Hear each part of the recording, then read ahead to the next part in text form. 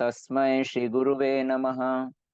श्री चैतन्य मनोभीष्टं स्थापितं येन भूतले स्वयं रूप कदा मह्यं ददाति स्वपदान्तिकम्। नमो विष्णुपादाय कृष्णपृष्ठाय भूतले श्रीमते भक्तिवेदांत स्वामिनिति नामिने।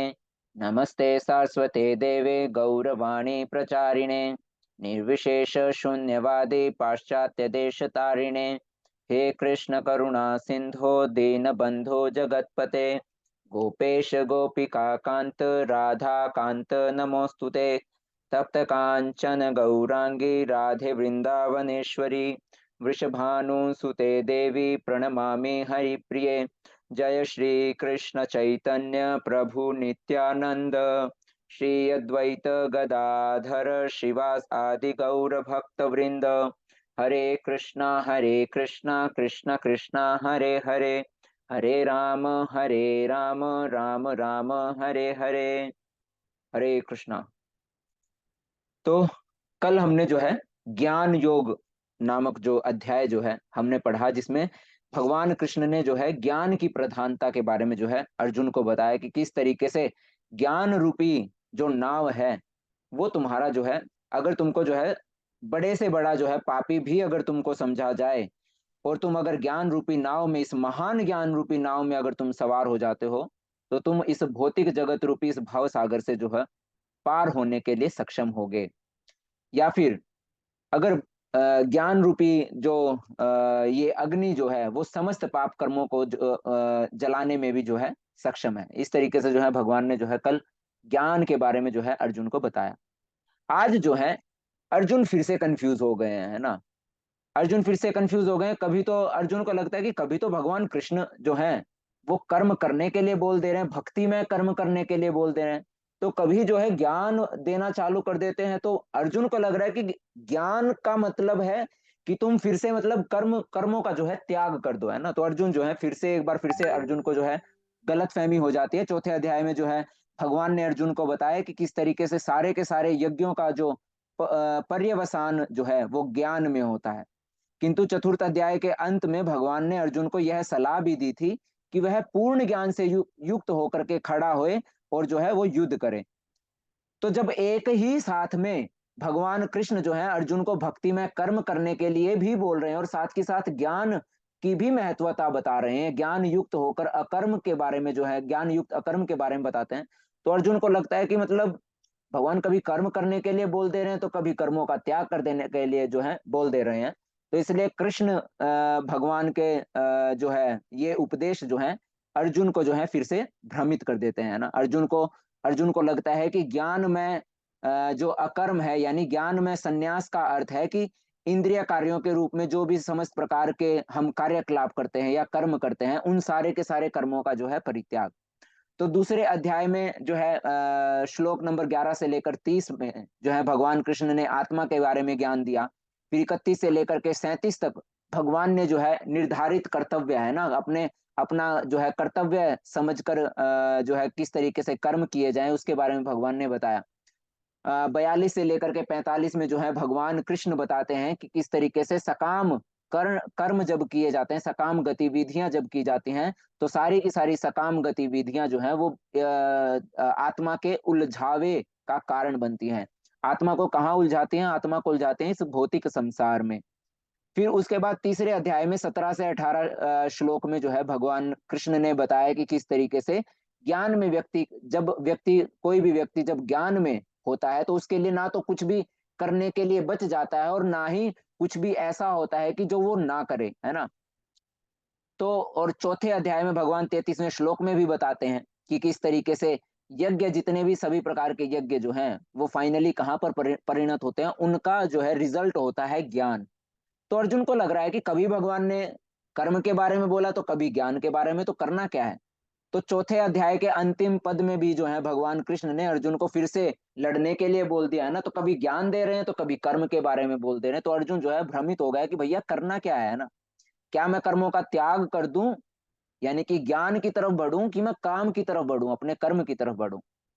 तो अर्जुन की उलझन। अर्जुनोवाच संन्यासं कर्मणां कृष्ण पुनर्योगं च संशसि यच्छ्रेयस यच्छ्रेय एतयोरेकं तन्मे ब्रूहि सुनिश्चितम। अर्जुन ने कहा, हे कृष्ण, पहले आप मुझसे कर्म त्यागने के लिए कहते हैं, फिर आप मुझे भक्ति पूर्वक कर्म करने का आदेश देते हैं। क्या आप अब कृपा करके मुझे निश्चित रूप से बताएंगे कि इन दोनों में से कौन सा जो है अधिक लाभप्रद है? आपने दोनों मुझे बता दिए कि कर्म भी किया जा सकता है और क्या बोलते हैं, ज्ञान का भी जो है सहारा लिया जा सकता है ना। कर्म त्यागने का भी और जो है भक्ति पूर्वक कर्म करने का आदेश आप मुझे दे रहे हैं। तो इनमें से कौन से वाला जो है सर्वश्रेष्ठ है? क्या ज्ञान सर्वश्रेष्ठ है या फिर भक्ति पूर्वक जो कर्म है वो सर्वश्रेष्ठ है? तो इसके बारे में जो है कृपा करके मुझे बताइए कि इनमें से दोनों में से जो है कौन से वाला बेहतर है। भगवान कृष्ण जो है अब अर्जुन की जो है शंका को दूर करते हैं। श्री भगवान उवाच संन्यास कर्म योगश्च निःश्रेयसकरावुभौ तयोस्तु कर्म संन्यासात् कर्म योगो विशिष्यते। भगवान कृष्ण ने उत्तर दिया, मुक्ति के लिए तो कर्म का परित्याग तथा भक्ति में कर्म दोनों ही उत्तम है, यानी कि ज्ञान भी उत्तम है और भक्ति में कर्म यानी कि कर्म योग भी उत्तम है। दोनों के दोनों ही उत्तम है अगर आपको मुक्ति प्राप्त करनी है। किंतु इन दोनों में से कर्म के परित्याग से भक्ति युक्त कर्म जो है वो श्रेष्ठ है ना। तो भगवान बता रहे हैं कि कर्मों का त्याग करने से अच्छा क्या है? भक्ति युक्त कर्म करना, है ना। तो ज्ञान योग से सर्वश्रेष्ठ जो है, भगवान किसको बोल रहे हैं? भक्ति युक्त कर्म जो है, यानी कि कृष्ण भावनामृत कर्म जो है, भगवान बोल रहे हैं कि वो जो है वो हमेशा ही क्या है? श्रेष्ठ है। अब जब आप सकाम कर्म करते हैं, जब भी आप सकाम कर्म करते हैं तो सकाम कर्मों का जो सकाम कर्म जो है हमेशा जो है आपके पतन का जो है कारण बनते हैं। उसका एक उदाहरण जो है आते हैं नृग, है ना। महाराज नृग नृग जो है वो जो है इसका एक उदाहरण है। महाराज नृग जो है एक बहुत बड़े राजा थे, है ना। बहुत बड़े राजा थे, बहुत बड़े जो है एक दानी हुआ करते थे, जो लाखों लाखों गौओं को जो है का दान किया करते थे ब्राह्मणों को। किसके कारण? ताकि उनका जो है मतलब नाम जो है, उनका ऐश्वर्य जो है वो सारी जगह पर जो है फैले, और जो है उनका जो राज्य है, उनका जो साम्राज्य है वो भी फले फूले, है ना। तो ज्यादा से ज्यादा ब्राह्मणों का आशीर्वाद उनको प्राप्त हो, ज्यादा से ज्यादा उनको जो है क्या बोलते हैं, सभी जगहों पर जो है उनका एक चर्चा जो है सब जगह पर वो जो है मशहूर हो। तो इस तरीके से जो राजा नरक जो है वो क्या करते थे? सकाम कर्म जो है मतलब इच्छा तृप्ति, अपनी इच्छाओं के लिए, कि उनका जो है बहुत जो है ऐश्वर्य हो, है ना, सब जगह पर उनका यश हो, कीर्ति हो। तो इसलिए जो है वो डेली जो है लाखों लाखों गौओं का जो है दान करते थे, उनको स्वर्ण के आभूषण पहना करके, और जो है डेली जो है सुबह सुबह ब्राह्मणों को बुलाते थे और दान करते थे। तो एक बार क्या होता है, राजा नृग जो है हमेशा की तरह जो है सुबह सुबह जो है गैया का दान करने के लिए जो है ब्राह्मणों को अपने घर बुलाते हैं। तो जब उन्होंने ब्राह्मणों को गायों का दान किया, तो कोई एक गाय जो है किसी एक ब्राह्मण के एक एक ब्राह्मण को जो गौओं का दान दिया गया था, उन गायों के झुंड में से एक गाय निकल के दूसरे ब्राह्मण के झुंड में चली जाती है ना। तो जब वो दूसरे ब्राह्मण के झुंड में चली जाती हैं, तो जो पहले वाला ब्राह्मण जो है वो बोलता है कि ये गाय तो मुझे दान दी गई है। परंतु जो दूसरे वाला ब्राह्मण वो होता है वो बोलता है कि नहीं, ये वाली गाय तो मुझे दान दी गई है ना। तो दोनों के जो दोनों ब्राह्मण जो है उनके परस्पर जो है कुछ मतलब वाद विवाद जो है होना शुरू होता है। तो दोनों के दोनों जो है राजा नृग के पास जाते हैं ना। राजा नृग के पास जाते हैं और राजा नृग को बता पूछते हैं कि आप ही जो है इस चीज का जो है कुछ सुझाव दीजिए कि ये वाली जो गाय आपने जो है मुझे दी थी, है ना। और इधर से दूसरे वाले बोले कि नहीं, ये वाली गाय जो है आपने मुझे दी थी, है ना। तो राजा जो है राजा राजा बोलते हैं कि मुझे तो स्वयं जो है मुझे इस चीज के बारे में कोई भान नहीं है कि जो ये गाय जो है वो वास्तविकता में जो है मैंने किसको दी है ना। तो दोनों के दोनों ब्राह्मण जो हैं वो बहुत ज्यादा जो है क्रोधित हो जाते हैं, और क्रोधित होकर के राजा नृग को जो है श्राप दे देते हैं कि जिस तरीके से तुम मतलब अभी इंद्रियों के वश में होकर के इस तरीके से जो तुमने आज ये कर्म किया है, तो जाओ तुम जो है एक छिपकली का जो है वेश धारण करके अंधेरे कुएं में जो है तुम लंबे समय तक जो हो छिपकली बनने का जो है उनको श्राप जो है उनको मिलता है। तो राजा नृग की जो भयंकर गतिविधियां थी, चाहे वो बलिदान हो या दान जो है ना, वो किस तरीके से एक गलती में परिणत हो जाती है। और दो ब्राह्मण असंतुष्ट होने के कारण उनको जो है एक बहुत लंबे समय तक पाप पूर्ण जो है छिपकली बनने के लिए एक पाप पूर्ण परिणाम जो है उनको भुगतना होता है। फिर फाइनली जो है भगवान कृष्ण जब अवतरित होते हैं, भगवान कृष्ण जो है उस उनका जो है उद्धार जो है करते हैं, है ना। तो इस तरीके से जो है ये एक कथा आती है कि जिसमें जब आप भगवान की तृप्ति की बजाय जब आप अपने निजी स्वार्थ के लिए जब आप कर्म कर रहे होते हैं, तो आपकी जो गतिविधियां हैं वो कहीं ना कहीं आपके पतन का जो है कारण बन सकती हैं। भगवान आगे बताते हैं कि ये जो है श्रीमद् भागवतम में भी जो है इसकी चर्चा हुई, और भक्ति रसामृत सिंधु में भी इसके बारे में बताया गया। भक्ति रसामृत सिंधु में कहा गया है कि जब लोग भगवान से संबंधित चीजों के भगवान से संबंधित चीजों को मुक्ति को प्राप्त करने के लिए उत्सुक उत्सुक होते हैं, तथा उन्हें भौतिक होने के लिए सोचना उनके त्याग को अधूरा जो है कहा जाता है। तो जो भी चीजें जो है भगवान से संबंधित होती हैं और उनको जो लोग मुक्ति को प्राप्त करने के लिए उत्सुक होते हैं, तो उन वस्तुओं को, उन चीजों को भौतिक सोचना और उनके त्याग को जो है क्या कहा जाता है, उन लोगों के त्याग को जो है अधूरा कहा जाता है। इस तरीके से जो है श्रीमद ये भक्ति रसामृत सिंधु में जो है इसके बारे में कहा गया है। आगे भगवान बोलते हैं, ज्ञेय स नित्य सन्यासी यो न द्वेष्टि न कांक्षति, निर्द्वंद्वो ही महाबाहो सुखम बंधात प्रमुच्यते। जो पुरुष न तो कर्म फलों से घृणा करता है और न कर्म फल की इच्छा ही करता है, वह नित्य सन्यासी जाना जाता है ना। तो भगवान बोल रहे हैं कि वास्तविकता में सन्यासी कौन है। अभी अर्जुन ने जो है पूछा कि ज्ञान यानी कि कर्मों का त्याग करने वाला सर्वश्रेष्ठ है कि भक्ति में कर्म करना श्रेष्ठ है। तो भगवान बोल रहे हैं कि जो पुरुष न तो कर्म फलों से घृणा करता है, मतलब किसी भी कर्म का जो रिजल्ट आएगा, चाहे वो पॉजिटिव रिजल्ट हो चाहे वो नेगेटिव रिजल्ट हो, है ना, चाहे उसका फल अच्छा हो चाहे बुरा फल हो। तो बोल रहे हैं कि जो पुरुष ना तो किसी भी प्रकार के कर्म फलों से घृणा करता है और न ही कर्म फल की इच्छा करता है, वही वास्तविकता में सन्यासी, यानी कि सन्यासी वो नहीं है जो कर्मों का त्याग करे, बल्कि सन्यासी वो है जो कर्म फलों का परित्याग करे। हे महाबाहु अर्जुन, ऐसा मनुष्य समस्त द्वंद्वों से रहित होकर के भव बंधन को पार करके पूर्णतया मुक्त हो जाता है।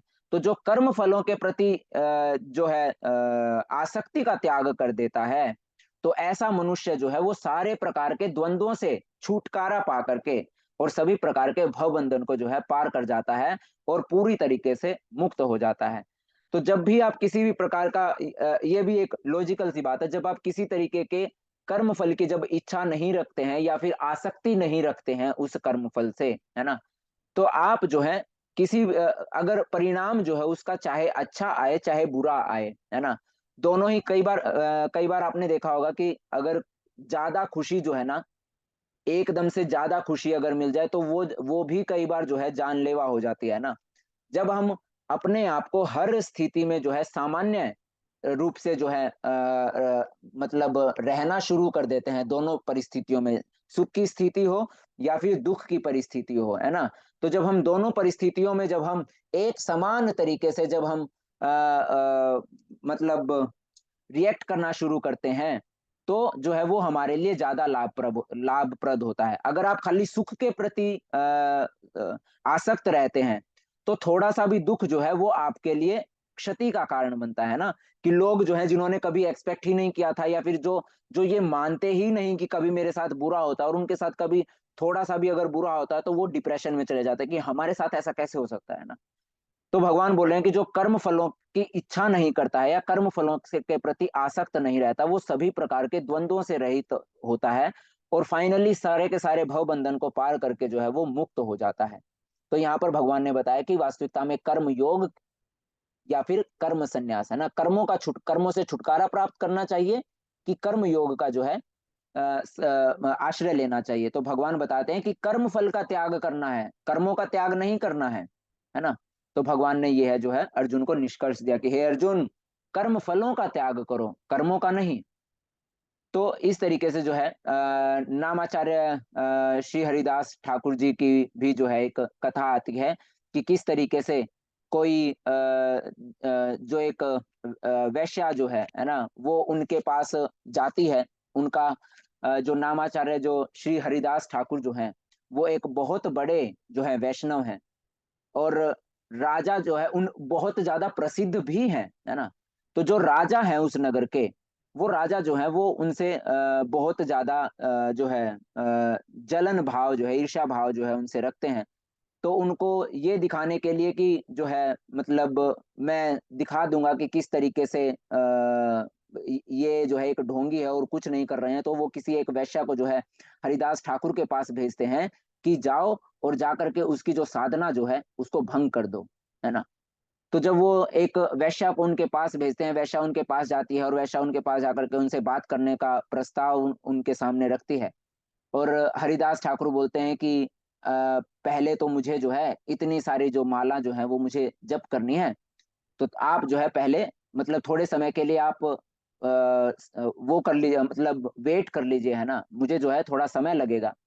तो वो जो है वेट करते करते सारा का सारा उस वैश्या का जो है दिन निकल जाता है। नामाचार्य हरिदास ठाकुर बोलते हैं कि कोई बात नहीं, आज तो मैं तुमको जो है समय नहीं दे पाया, तुम कल आना, हो सकता है मैं कल जो है कल कल मैं जरूर तुम्हारी जो भी आशंका है उसको मैं दूर करूंगा। वो सेम जो वैश्या है वो फिर से नामाचार्य हरिदास ठाकुर जी के पास जाती है। नामाचार्य हरिदास ठाकुर जी जो है भगवान की जो है भक्ति में जो है लीन होते हैं और अपना जो है नाम जप जो है कर रहे होते हैं। तो जब वो नाम जप कर रहे होते हैं, दासी आती है और दासी आकर के जो है उनके पास बैठ जाती है।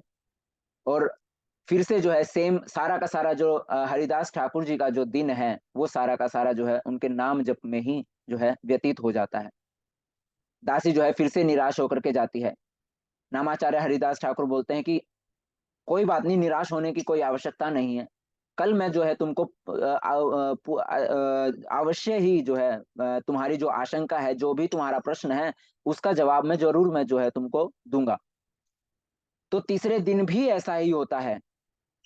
और चौथे दिन जो जो ये वैश्या है जो हरिदास ठाकुर के पास जाती है, जो उनका उनकी भक्ति को भंग करना चाहती है या उनके ब्रह्मचर्य को भंग करना चाहती है, वो भी कहा जाता है कि वो जो है एक उनको उनके चरणों में जो है दासी रूप में समर्पित हो जाती है कि मैंने जो है इतनी कोशिश मैंने की है और किसी निर्लज सेठ के बहकावे में आके मैंने आपकी जो है भक्ति को भंग करने की कोशिश की। परंतु जो है मेरे मन में जो है आपके लिए जो है एक शिष्य भाव जो है वो उजागर हो गया, और मैं जो है बहुत ज्यादा पतित हूँ, आप एक बहुत बड़े भक्त हैं, कृपा करके जो है मेरा कल्याण कीजिए। तो नामाचार्य हरिदास ठाकुर जो है उनकी जो है वो मतलब उनके साथ रह करके ऐसा कहा जाता है कि जब एक परम वैष्णव का आप संग कर लेते हैं तो बड़े से बड़े पापी भी जो है भक्त बन जाते हैं, है ना। तो और चैतन्य चरितामृत में भी इसका एक श्लोक आता है। साधु संग सर्व शास्त्र कय, लब मात्र साधु संग सर्व सिद्धि है। कि सारे के सारे जो शास्त्र हैं वो साधु संग की जो है महत्वता का जो है बखान करते हैं, है ना। किस तरीके से केवल साधु संग करने मात्र से या फिर भक्तों का संग करने मात्र से बड़े से बड़ा पापी जो है वो भी तर जाता है। तो इसका जो उदाहरण है उसका इसका उदाहरण है ये एक वैश्या का और हरिदास ठाकुर का, है ना। कि उस वैश्या ने जो है 4 दिन या 5 दिन जो है लगातार एक परम वैष्णव का जो है ना, एक वैष्णव भक्त का जो है संग किया। तो केवल संग करने मात्र से, केवल नाम जप सुनने मात्र से उनके जो मन में जितना भी जो है बुराइयां थी, वो बुराइयां जो है भक्ति भाव में जो है परिणत हो गई। तो ये यहाँ पर जो है नामाचार्य हरिदास ठाकुर जी की एक कथा आती है। ब्रह्मण्याधाय कर्माणि संगम त्यक्त्वा करोति यः, लिप्यते न स पापेन पदम पत्रम विभाम्बसा। जो व्यक्ति कर्म फलों को परमेश्वर को समर्पित करके आसक्ति रहित होकर अपना कर्म करता है, वह पाप कर्मों से उसी प्रकार अप्रभावित रहता है जिस प्रकार कमल पत्र जल से अस्पर्श रहता है। भगवान बोल रहे हैं कि अगर कोई कर्म फलों को भगवान को अर्पित करके अगर अपने कर्म करता है, तो वो उसी तरीके से हर उस कर्म के बुरे कर्म फलों से उसी तरीके से बचा रहता है ना। उस कर्म के उन समस्त पाप कर्मों के फलों से उसी तरीके से अप्रभावित रहता है, जिस तरीके से एक कमल का फूल जो है ना, या कमल का जो पत्ता है ना, कमल फूल के जो पत्ते हैं, वो जिस तरीके से कीचड़ में होते हुए भी उस कीचड़ के जल से अस्पृश्य रहते हैं, है ना। जिस तरीके से आप सभी को दिखाई दे रहा है कि जो कमल के जो पत्ते हैं ना, कमल फूल के जो ये पत्ते हैं, इनके ऊपर जो है किस तरीके से एक लेयर होती है कि पानी जो है, बेशक से उसके ऊपर आप पानी डालेंगे तो फिर भी वो जो है क्या रहेगा, वो सूखा रहेगा। पानी जो है, पानी के अंदर होते हुए भी पानी का जो है वो स्पर्श नहीं करता है। तो इसी तरीके से भगवान बोल रहे हैं कि जब आप कर्म फलों को जो है परमेश्वर यानी मुझे समर्पित करके आप आसक्ति रहित होकर के अपना कर्म करते हैं, तो समस्त प्रकार के पाप कर्मों से आप अप्रभावित रहते हैं। आपको ना तो जो है किसी भी प्रकार का जो पाप कर्म जो है वो प्रभावित करता है, ना ही जो है पुण्य कर्म भी जो है, मतलब हमने देखा था कि किस तरीके से पाप और पुण्य जो है दोनों के दोनों हमारे लिए क्या है, हानिकारक है ना। तो हम जो है सभी समस्त प्रकार के कर्म फलों के बंधन से जो है हम हमेशा हमेशा के लिए मुक्त रहते हैं, अस्पर्श रहते हैं। जिस तरीके से हनुमान ने लंका को भगवान राम के को भेंट के रूप में जलाया, उनकी शक्ति के प्रदर्शन के रूप में नहीं, है ना। तो यहाँ पर हनुमान जी का उदाहरण आता है कि जब हनुमान जी ने कर्म किया था, तो हनुमान जी ने लंका में आग लगाई थी, वो अपने लिए नहीं कि इन्होंने मेरी पूंछ में आग लगा दी इसलिए मैं इनकी लंका जला दूंगा, नहीं। बल्कि उन्होंने भगवान राम की खुशी के लिए, भगवान राम को भेंट के रूप में जो है उन्होंने रावण की लंका में जो है आग लगाई थी। वह अपने कर्म के फल से नहीं जुड़ा था, है ना। जो हनुमान जी हैं, वो अपने कर्म के फल से नहीं जुड़े थे। इसने उन्हें तुरंत जो है प्रभु की अगली सेवा में शामिल होने की जो है के लिए सक्षम कर दिया था। जब हनुमान जी ने लंका में आग लगाई, तो आग लगाने वाली इस सेवा के कारण जो है हनुमान जी तुरंत जो है भगवान की अगली सेवा में जो है शामिल होने के लिए सक्षम हो गए, क्योंकि उनकी हर सांस जो है वो भगवान की ही सेवा के लिए थी। हमें भी जो है क्या करना चाहिए, हमें अपनी उपलब्धियों को जो है भगवान कृष्ण के चरण कमलों पर ही रखना चाहिए, ताकि इसके लगाव से हम सभी को भी जो है छुटकारा मिल सके। तो यहाँ पर जो है प्रभुपाद जी जब अमेरिका में थे, तो किस तरीके से सारे के सारे पाश्चात्य देशों के अमेरिका वासी जो हैं, वो किस तरीके से प्रभुपाद जी के चरणों का जो है संग करके, प्रभुपाद जी का जो है एक महान वैष्णव का जो है संग करके जो है कृष्ण की जो है भक्ति में जो है झूम रहे हैं। उसकी जो है ये एक छोटी सी क्लिप है कि ये देखिए किस तरीके से जो है भाव विभोर होकर केवल और केवल जो है कृष्ण का नाम जप करने में जो है सारे के सारे डूबे हुए हैं। विद्या विनय संपन्ने ब्राह्मणे गविहस्तिनि शृणि चैव श्रपाके च पंडिता समदर्शिनः।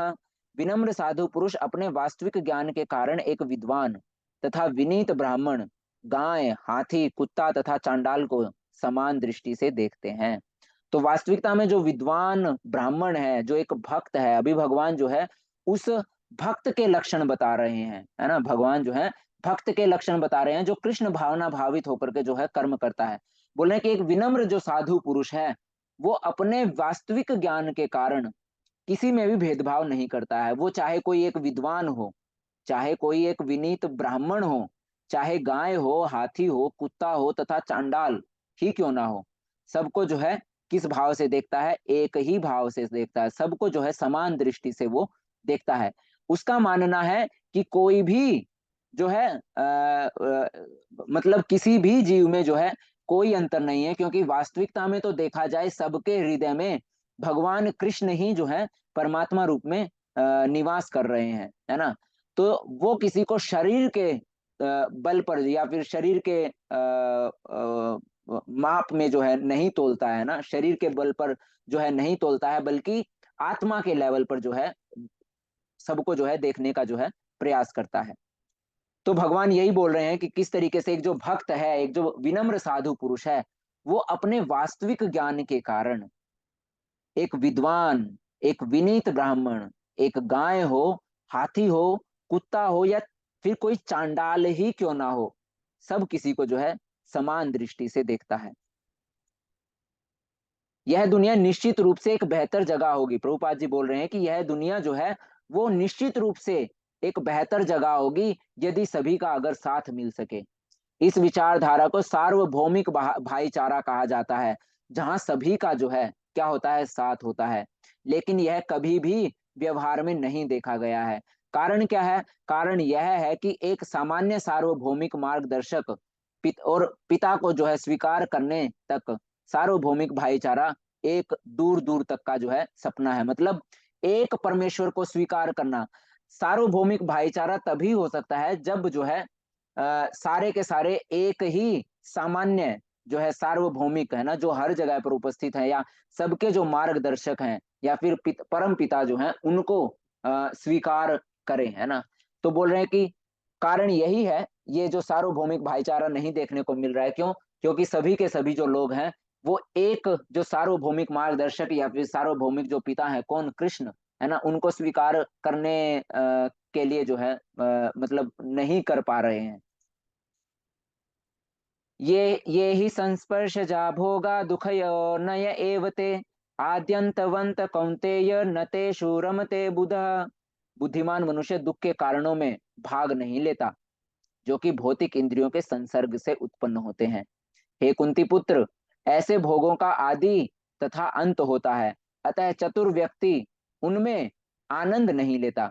तो भगवान बोल रहे हैं कि जो कर्म फल होते हैं ना, जो दुखों के कारण में भाग नहीं लेता। दुखों के कारण यानी कि सकाम कर्म, है ना। भगवान बोल रहे हैं कि जो भी बुद्धिमान मनुष्य होगा वो सकाम कर्मों में कभी भी भाग नहीं लेगा, क्योंकि सकाम कर्म ही क्या है? दुखों के कारण है। दुखों के कारण यानी कि चाहे पाप मिले चाहे पुण्य मिले, है ना, दोनों ही स्थिति में जो है ये मतलब पाप भी हमारे लिए दुखों का कारण बन रहे हैं और पुण्य भी हमारे लिए वास्तविकता में दुखों का कारण बन रहे हैं। ये हमने इसके बारे में कल देखा। तो भगवान बोल रहे हैं कि हे कुंती पुत्र, ऐसे भोगों का आदि तथा अंत होता है ना। जो भी आपको चाहे सुख मिल रहा है चाहे दुख मिल रहा है ना, सकाम कर्मों से किए हुए सकाम सकाम जो कर्मों के जो फल हैं, अगर आपको आज सुख है उन सकाम कर्मों के परिणाम अनुसार, तो उनका कभी अंत भी होगा, क्योंकि उनका क्या है? एक निश्चित समय है ना।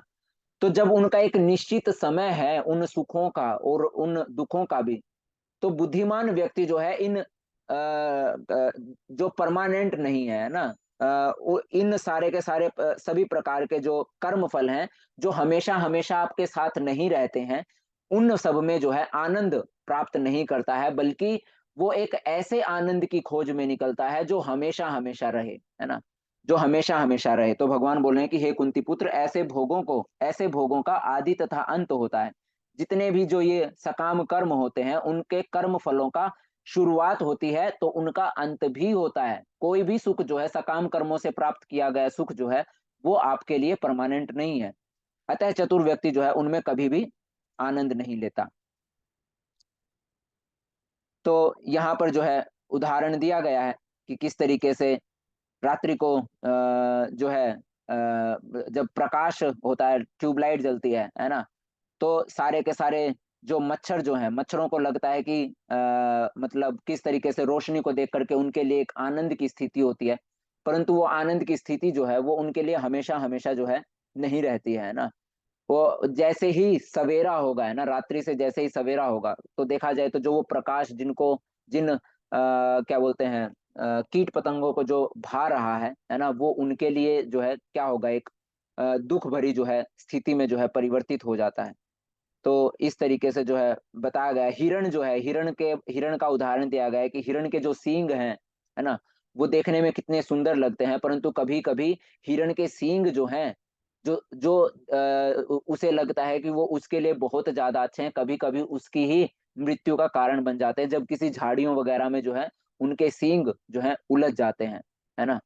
तो यहाँ पर जो है इस तरीके से उदाहरण दिए गए हैं। एक ये मधुमक्खी का उदाहरण जो है दिया गया है कि मधुमक्खी जब फूलों का रस चूसने जाती है तो शुरू शुरू में जो है उनको आनंद आता है, पर जब फूलों का रस खत्म हो जाता है, रस जो है वो परमानेंट नहीं होगा, है ना। तो इस तरीके से ये सारा का सारा, मछली जो है, मछली के कांटे का उदाहरण दिया गया है कि जब कोई तालाब में जो है मछली पकड़ने के लिए जाता है, तो मछली के कांटे में जो मछली को फंसाने के लिए जो लगाया जाता है ना, तो मछली को लगता है कि वो उसका भोग कर रही है, परंतु वास्तविकता में तो भोग करने के लिए कौन, कोई और ही तैयार बैठा हुआ है ना। तो शुरू शुरू में जो है लगता है कि वो आनंद ले रही है, परंतु वो आनंद हमेशा हमेशा के लिए नहीं होता है, वो भी जो है किसमें परिणत हो जाता है, दुखों में जो है परिणत हो जाता है। हाथी का उदाहरण दिया गया है ना, कि किस तरीके से जाल बिछा के और जो है हाथी जो है अपनी मस्त चाल में चलता है और फाइनली जो है किस तरीके से जो है शिकारी के जाल में जो है फंस जाते हैं। तो इसी तरीके से हमको भी लगता है कि हम जो आनंद भोग रहे हैं वो जो है परमानेंट है, परंतु वास्तविकता में यहाँ परमानेंट कुछ भी नहीं है ना। वास्तविकता में हमको लग रहा है कि हम प्रकृति का भोग कर रहे हैं, परंतु वास्तविकता में तो जो प्रकृति जो है ना, वो हमारा भोग कर रही है ना। जो भी हमको भौतिक सुख नजर आते हैं, है ना, खाना पीना धन ऐश्वर्य, है ना, तो ये सारे के सारे क्या हैं, ये सारे के सारे परमानेंट नहीं है ना। तो इस तरीके से जो है वास्तविकता में जो परमानेंट सुख जो है वो क्या है, वो केवल और केवल भगवान के पवित्र नाम का जप करना है ना, भगवान की भक्ति करना, कृष्ण की भक्ति करना ही परमानेंट सुख है ना।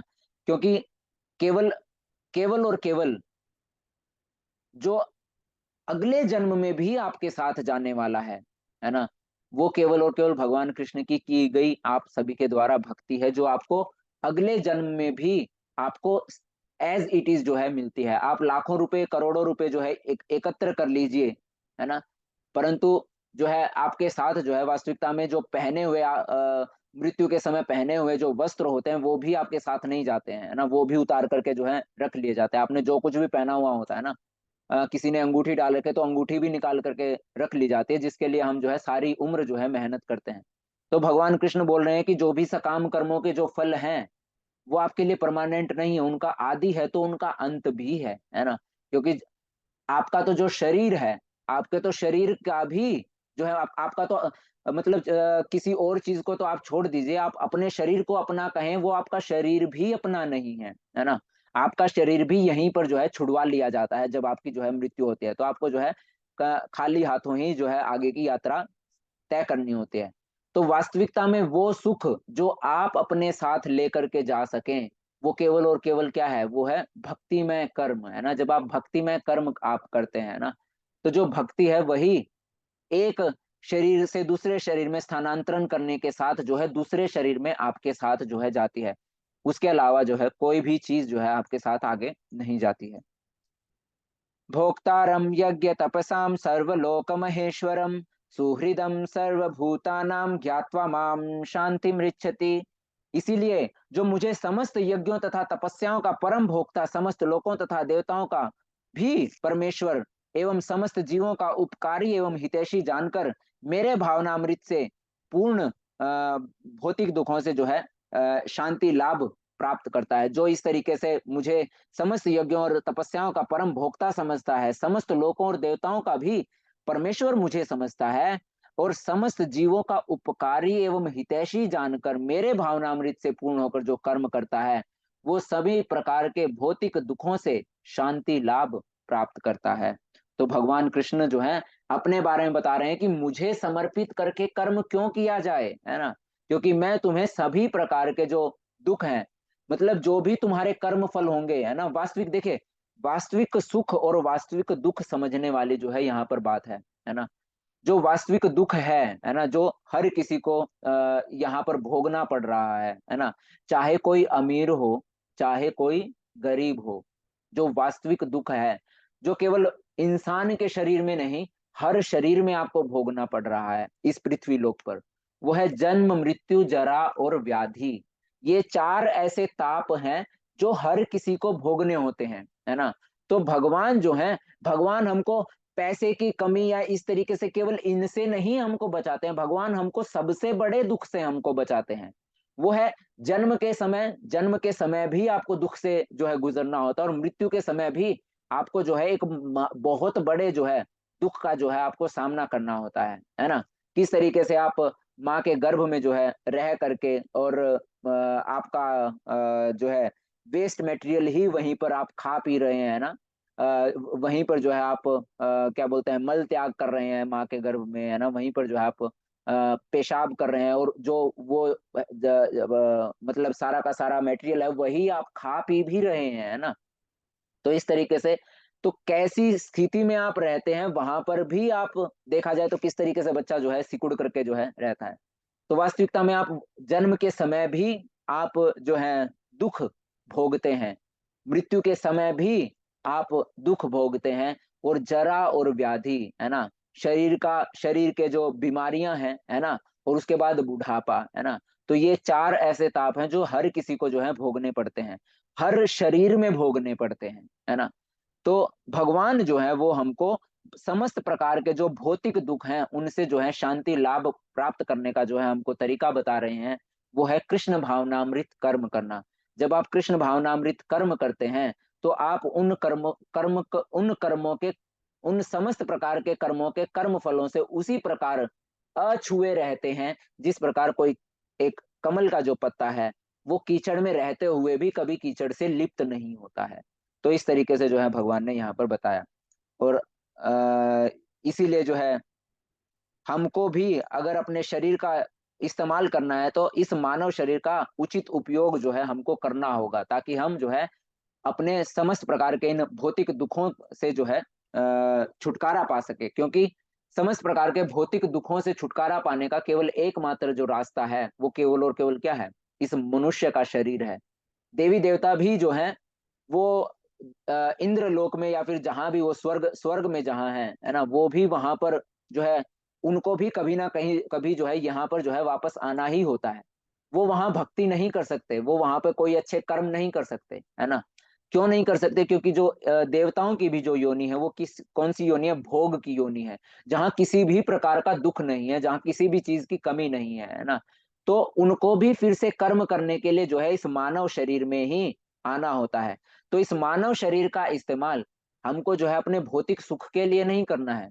एक जो है बताया जाता है कि जिस तरीके से अगर आप अपने बच्चे को जो है सोने का बिस्किट ला करके दे दे, सोने की ईंट ईंट अगर आप अपने बच्चे को ला के दें, और वो उस सोने की ईंट का एक पत्थर जैसा, मतलब जो पेपर वेट आता है ना, पुस्तकों के पेज उड़ने से रोकने के लिए जो एक वो स्टोन टाइप का आता है ना, तो अगर आपका बच्चा उस सोने की ईंट का इस्तेमाल जो है वो एक पेपर वेट के तरीके से करना चालू कर दे, 10 10 या 20 रुपए के पेपर वेट के जैसे करना चालू कर दे, तो आपका जो रिएक्शन जो होगा वो क्या होगा?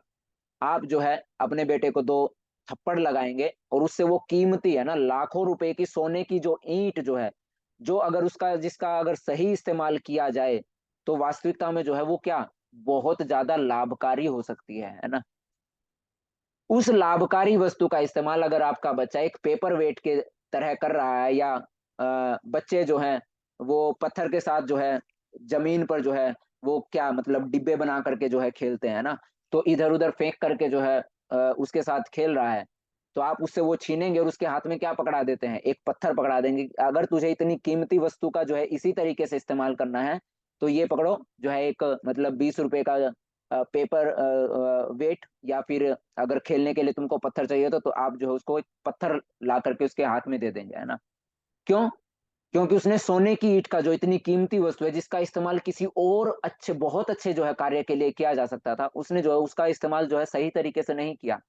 इसी तरीके से मानव शरीर का इस्तेमाल जो है हम उस बच्चे की भांति ही कर रहे हैं, है ना। हमको जो सबसे कीमती वस्तु है हम उसको बस ऐसे ही खाने पीने सोने और बच्चे पैदा करने में ही जो है हम जो है गंवा दे रहे हैं। वास्तविकता में ये जो शरीर है ये हमको सारे के सारे दुखों से जो है हमको छुटकारा पाने का जो है एक साधन है ना, जो ऐसे ही हर किसी को जो है नहीं प्राप्त होता है। तो हमको जो है इस मानव शरीर का उचित उपयोग करना है। अगर कोई फिर से सोने की ईंट का इस्तेमाल अगर कोई एक पत्थर की भांति करना चालू करता है ना, अगर सोने की एक ईंट जो है, सोने की एक ईंट मूल्यवान है और इसे अगर कागज के वजन के रूप में उपयोग करने से बेहतर उद्देश्यों के लिए इसका उपयोग किया जा सकता है। इसी प्रकार बहुमूल्य मानव जीवन का उपयोग सांसारिक अर्थ भोग की बजाय वास्तविक सुख प्राप्त करने के लिए किया जाना चाहिए। और वो वास्तविक सुख कौन सा होगा? जो आज भी आपके साथ हो, कल भी आपके साथ हो, है ना, जो हमेशा हमेशा जो है इस शरीर के बाद भी जब आपके पास ये शरीर ना हो तो भी वो सुख जो है आपके पास हो। तो यहाँ पर जो है भगवान कृष्ण जो है हमको उस वास्तविक सुख के बारे में भी बता रहे हैं कि वास्तविकता में जो तुम कर्म कर रहे हो उनके जो फल हैं वो हमेशा हमेशा आपके साथ नहीं रहने वाले हैं। आप आज जॉब करने गए हैं, उससे जो आपको सैलरी मिली है, भौतिक कर्मों के कर्म फल, वो सैलरी हमेशा आपके पास नहीं रहेगी, एक समय आएगा वो खत्म हो जाएगी। तो उस कर्म फल के प्रति आसक्त ना हो करके उस कर्म कर्म करो, कर्म फल के प्रति आसक्त ना हो, है ना, क्योंकि जो कर्म फल है अगर उनकी शुरुआत है तो उनका जो है क्या है, अंत भी है ही, है ना। तो इस तरीके से भगवान जो है ये सारा का सारा बताते हैं कि किस तरीके से एक सोने की ईंट का इस्तेमाल अगर पेपर वेट के जैसे करोगे तो आपको जो है क्या होगा, अगली बार पेपर वेट जैसी ही कोई तुच्छ चीज जो है आपको प्रदान की जाएगी। जब आप एक कीमती चीज का इस्तेमाल कीमती तरीके से नहीं करेंगे तो, या फिर आपके बच्चे अगर कोई कीमती वस्तु का इस्तेमाल अच्छे से नहीं कर रहे हैं तो आप क्या करेंगे, आप यही तो करेंगे, उससे वो कीमती चीज छीनेंगे, उसके हाथ में कोई लोकल चीज पकड़ा देंगे, है ना, कि जब तुझे इस्तेमाल ही नहीं करना आता तो क्या क्यों दूं तुझे मैं इतनी कीमती चीज, है ना। तो हम जिस तरीके से कर्म करते हैं इस शरीर के साथ, वैसे ही अगला जो है उन कर्मों के अनुसार ही हमको जो है क्या प्राप्त होता है, अगला शरीर प्राप्त होता है। केवल खाने पीने में या फिर अपने इंद्रिय भोग में अगर निकाल देते हैं तो जानवरों की, पशुओं की योनि, क्योंकि पशुओं की योनि में आप कर्म नहीं कर सकते हैं। पशुओं की योनि में केवल आप भोग रहे हैं, है ना, केवल आप जो है इधर उधर कुत्ते बिल्ली की तरह जो है मुंह मारते फिर रहे हैं, समझ रहे हैं, बस कुत्ता जो है ना मतलब बुरी चीज है तो वो जो है बुरी चीज खा रहा है, अच्छी चीज मिली तो अच्छी चीज, मतलब बस खाने में लगाओ, उसे मतलब नहीं है कि वो कौन सी चीज अच्छी है कौन सी चीज बुरी है, उसको बस पेट भरने से मतलब है ना। तो अगर हम इस शरीर में भी केवल पेट भरने से मतलब रखेंगे तो भगवान हमको वो वाला शरीर प्रदान करेंगे जिसमें आप अच्छे से पेट भर सके, जिसमें आप जो है ना आपको अच्छे से मतलब हो ना बुरे से मतलब, बस पेट भरने से मतलब है, तो वो पेट भरने वाला जो है हमको अगली बार जो है शरीर प्राप्त होता है। तो यहाँ यहाँ पर जो है हमको सोचना होगा कि हमको इस मानव शरीर का जो है इस्तेमाल किस तरीके से करना है। तो यहाँ पर हमारा जो ये अध्याय है कर्म योग, कि किस तरीके से कृष्ण भावना भावित होकर के कर्म जो है किए जाएं, उसके बारे में हमने यहाँ पर चर्चा की। यह पांचवा अध्याय कृष्ण भावनामृत की, जिसे सामान्यतया कर्म योग कहते हैं, व्यवहारिक व्याख्या है। यहाँ पर इस प्रश्न का उत्तर दिया गया है कि कर्म योग से मुक्ति किस तरह प्राप्त होती है ना। तो यहाँ पर हमने जाना कि आप कर्म योग से किस तरीके से मुक्त होते हैं, कर्म योग जब आप करते हैं तो आपको मुक्ति प्राप्त कैसे होती है, इस भौतिक जगत से मुक्ति प्राप्त कैसे होती है ना। तो यहाँ पर भगवान जो है बताते हैं कि जिस तरीके से कमल का जो फूल है उसके जो पत्ते जो है वो कीचड़ में रहते हुए भी उस कीचड़ से अलग रहते हैं, उसी तरीके से जब आप कर्म योग करते हैं तो किसी भी प्रकार के कर्मों के जो फल हैं उनका प्रभाव आप पर कभी भी नहीं पड़ता है, ना पाप का प्रभाव पड़ता है ना पुण्य का प्रभाव पड़ता है। इसीलिए आप सभी को जो है कर्म योग जो है करना चाहिए, है ना। तो यहाँ पर जो है और भगवान बताते हैं कि बड़े से बड़े जो है दुख से जो है वो मुक्ति लाभ जो है प्राप्त करता है। तो सबसे बड़ा दुख कौन सा है, जो चार जो ताप हैं वो जो है सभी के लिए जो है, ना गरीब को देखते हैं ना अमीर को देखते हैं, हर कोई जो है उन दुखों का जो है सामना करता है। तो इस तरीके से हमने यहाँ पर देखा। तो कृष्ण भावनामृत में कार्य करने का अर्थ है भगवान के पूर्ण ज्ञान के साथ कर्म करना। ऐसा कर्म दिव्य ज्ञान से भिन्न नहीं होता। प्रत्यक्ष कृष्ण भावनामृत भक्ति योग है और ज्ञान योग वह पथ है जिससे भक्ति योग प्राप्त किया जाता है ना। तो ज्ञान योग क्या है, ज्ञान योग है जिससे वो भक्ति योग या फिर कृष्ण भावनामृत जो है वो प्राप्त किया जाए। कृष्ण भावनामृत का अर्थ है परमेश्वर के साथ अपने संबंध का पूर्ण ज्ञान प्राप्त करने करके कर्म करना। और इस चेतना की पूर्णता का अर्थ है कि कृष्ण या फिर श्री भगवान का पूर्ण ज्ञान, है ना। प्रभु जी जो है क्या नाम था, दीन बंधु प्रभु जी, धन बाबू प्रभु जी शायद धन बाबू प्रभु जी जो है पूछ रहे थे कि प्रभु जी ये कृष्ण भावनामृत क्या है ना। तो कृष्ण भावनामृत कुछ नहीं, अपने और जो है प्रभुपाद जी जो है बोल रहे हैं कि अपने और कृष्ण के संबंध के बारे में जानना ही कृष्ण भावनामृत है ना।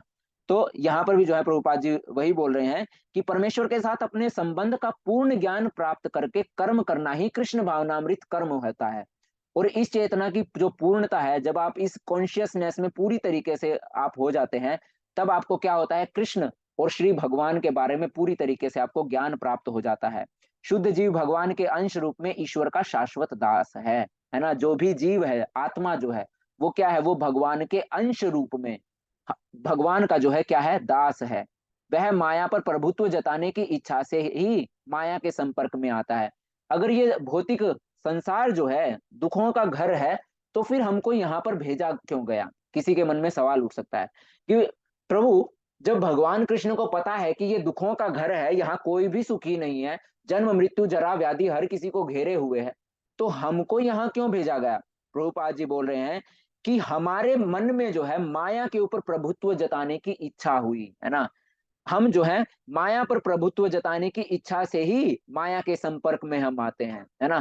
क्योंकि अगर आपको भोग करने हैं, है ना, आपका जो वास्तविक धाम घर है, यानी कि भगवान कृष्ण का गोलोक धाम जो हमारा वास्तविक घर है, वहां आप भौतिक सुख नहीं प्राप्त कर सकते। जिस तरीके से मैंने बताया कि आपको अगर शराब चाहिए या आपको मांस खाना है और आप मंदिर में जाकर के उसकी डिमांड करें, तो मंदिर में आपको वो चीज नहीं मिलेगी ना। तो इस तरीके से जो है, या फिर सिनेमा में जाकर के आप जो है बोले कि, या फिर क्लब में जाकर के बोले कि मुझे जो है यहाँ पर शिवलिंग या फिर मैं पूजा करने के लिए आया हूँ जल का लोटा, तो हर किसी का क्या है, एक उचित स्थान है ना। तो इसी तरीके से अगर आपको भोग का अगर करना है, तो भोग के लिए आपको माया के साथ, माया में आकर, यानी कि इस भौतिक जगत में ही वो जो भोग जो है, इंद्रिय भोग जो है वो संभव है। आध्यात्मिक जगत में जो है वो संभव नहीं है। तो हमारी इच्छाएं ही हमारे पतन का कारण है ना। और कृष्ण भावनामृत जो है वो हमको इन समस्त इच्छाओं के ऊपर जो है काबू पाने के लिए जो है एक ट्रेनिंग हमको जो है मिलती है, कि ताकि हम अपनी इच्छाओं को जो है, समस्त प्रकार की इच्छाओं पर विजय जो है हम प्राप्त कर सकें। उसी को जो है भक्ति में कर्म या फिर कृष्ण भावनामृत जो है कर्म कहा जाता है। जब तक वह पदार्थ के संपर्क में रहता है, उसे भौतिक आवश्यकताओं के लिए कर्म करना ही पड़ता है। जब तक हम इस भौतिक जगत में रहेंगे, तब तक हमें अपनी भौतिक आवश्यकताओं के लिए कर्म करना ही होगा। किंतु कृष्ण भावनामृत उसे पदार्थ की परिधि में स्थित होते हुए भी आध्यात्मिक जीवन में ले जाता है। तो जब आप कृष्ण भावनामृत में रह करके इस भौतिक जगत में जब कर्म करते हैं, वो भौतिक कर्म जो आपको इस भौतिक शरीर के लिए करने हैं, वो अगर आप इंद्रिय भोग की इच्छा से ना करते हुए कृष्ण भावनामृत होकर जब आप वही भौतिक कर्म करते हैं, तो वो आपको केवल इस भौतिक जगत में बांधे नहीं रखता है, बल्कि वही सेम कर्म, यानी कि आप ऑफिस जा रहे हैं, आप अपने पत्नी का, अपने बच्चों का, अपने माता पिता का की देख रेख कर रहे हैं, आप कृष्ण भावनामृत जब ना होकर के वो कर्म कर रहे हैं उनकी खुशी के लिए, तो वो आपको इस भौतिक जगत में बांध रहे हैं। परंतु वही सेम कर्म आप जो है अपने माता पिता की खुशी के लिए नहीं, अपनी पत्नी की खुशी के लिए नहीं, अपने बच्चों की खुशी के लिए नहीं, बल्कि कृष्ण की खुशी के लिए वही सेम कर्म कर रहे हैं। बस केंद्र में कौन है? केंद्र में है कृष्ण। तो जब इस तरीके से करते हैं, तो ऐसे वो सारे के सारे भौतिक कर्म जो हैं, वो आध्यात्मिकता में प्रवृत्त हो जाते हैं और आपको जो है आध्यात्मिक जीवन की ओर लेकर के जाते हैं। क्योंकि भौतिक जगत में भक्ति का अभ्यास करने पर जीव का दिव्य स्वरूप पुनः प्रकट होता है। जब आप इस भौतिक जगत में भक्ति करते हैं, तो हमारा जो ज्ञान रूपी सत्य चित्त और आनंद रूपी सच्चिदानंद रूपी जो हमारा वास्तविक स्वरूप है, आत्मा का जो हमारा स्वरूप है, तो प्रभुपाद जी बोलते हैं कि भक्ति करने से हमारा जो वास्तविक स्वरूप है, वास्तविक ज्ञान जो है वो क्या होता है? पुनः प्रकट होता है ना। पुनः जो है वो उजागर होता है। तो यहाँ पर हमारा जो ये अध्याय है वो समाप्त होता है। हरे कृष्ण।